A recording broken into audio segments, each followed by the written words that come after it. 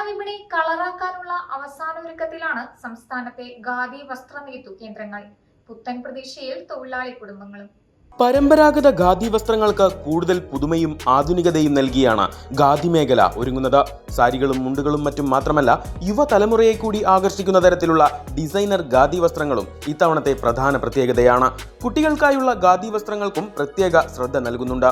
ഓണാഘോഷത്തിനൊപ്പം കേരളത്തിന്റെ തനത് കൈത്തറി പാരമ്പര്യത്തെ കൂടി ചേർത്ത് പിടിക്കുകയാണ് ഖാദി വസ്ത്രങ്ങളിലൂടെ ലക്ഷ്യമിടുന്നത്.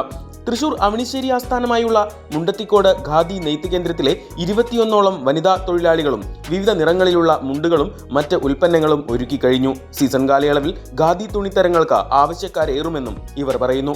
പരമ്പരാഗത രീതിയിലുള്ള നെയ്ത്തുകേന്ദ്രത്തിൽ തയ്യാറാക്കുന്ന പാരമ്പര്യത്തനിമയും പുതിയ കാലത്തിന്റെ ഫാഷനും ഒരുമിക്കുന്ന മികവിന്റെ ഖാദി വസ്ത്രങ്ങൾ ഓണവിപണിയിൽ വലിയ ശ്രദ്ധ നേടുന്നുണ്ട്.